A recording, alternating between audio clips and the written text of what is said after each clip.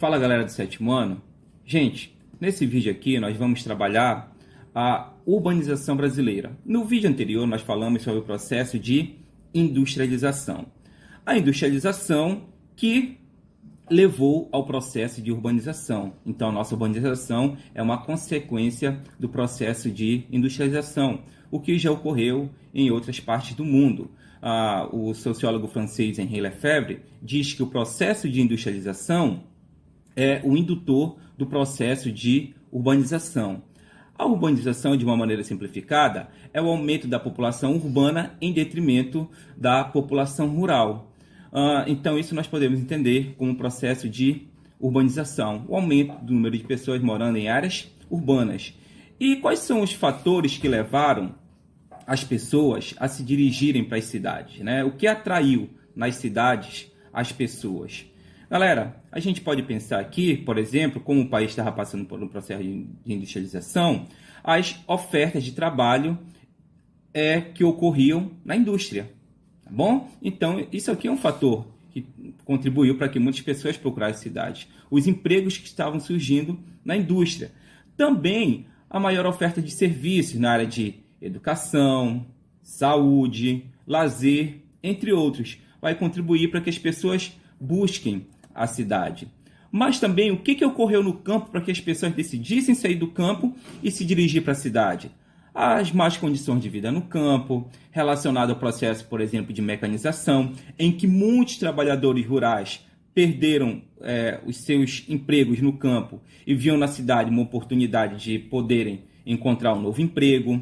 Também a própria concentração da terra, muitos trabalhadores não tendo a terra mais para trabalhar, não tendo terra, também se dirigiram para as cidades. Então, no próprio campo, nós vamos ter motivos que vão levar esse trabalhador rural a sair do espaço rural, a sair do campo e se dirigir para a cidade. Essa migração, esse movimento populacional que nós chamamos de êxodo rural, saída de trabalhadores do campo em direção às cidades. Então, esses são alguns fatores: concentração da terra, mecanização, más condições de vida no campo, são fatores, alguns fatores que vão levar o trabalhador a sair do campo e se dirigir para a cidade. A urbanização brasileira, ela acontece de forma acelerada. Entre 1940 e 50, a maioria da população brasileira morava no espaço rural. Já na década de 70, a gente tem já mais da metade da população brasileira morando em áreas urbanas. Então, nós tivemos uma urbanização acelerada e também sem planejamento, ok? Então, as pessoas, quando chegavam nas cidades, né, não conseguiam encontrar, por exemplo, emprego, aí iam trabalhar quando conseguiam em subempregos, que são consequências desse crescimento urbano acelerado e sem planejamento. O desemprego, o subemprego, ok? Também as precárias condições de moradia, a violência, porque muitas das vezes quando a pessoa não conseguia se inserir no mercado de trabalho, né? Então, a necessidade, muitas das vezes, levava muitas pessoas a ingressarem no mundo do crime. Então, o aumento da violência urbana tem a ver com esse crescimento urbano acelerado e sem planejamento. As precárias condições nas periferias relacionadas ao sistema de transporte, eletrificação, saneamento básico, enfim, né? Esses são alguns problemas sociais que são resultantes desse processo de urbanização que nós tivemos acelerado e sem planejamento, ok? Gente, uma outra questão relacionada à urbanização tem a ver com as cidades. As cidades, elas não são todas iguais.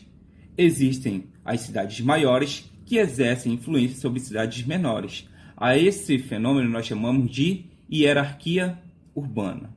No topo da hierarquia urbana existem as metrópoles.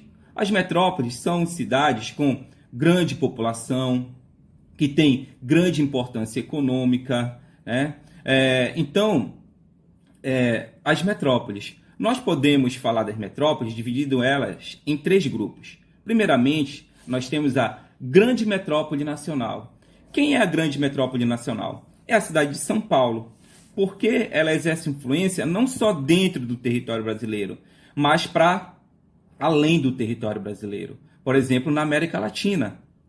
Então, São Paulo, em razão de ser uma cidade que exerce influência em outras partes, inclusive do mundo, que nós falamos aqui da América Latina, é um exemplo de grande metrópole nacional. Ali nós temos sedes de grandes empresas, de multinacionais, encontros empresariais, enfim, gente. Então, São Paulo acaba se destacando como a grande metrópole nacional. Um pouco abaixo, nós temos a metrópole nacional, ou as metrópoles nacionais. Quem são as metrópoles nacionais? Rio de Janeiro e Brasília. Rio de Janeiro e Brasília são chamados de metrópole nacional porque exercem influência dentro do território nacional, em todo o território nacional. Então, metrópoles nacionais. Um outro grupo de metrópoles são as chamadas metrópoles regionais. Como o próprio nome indica, elas exercem influência dentro da sua região.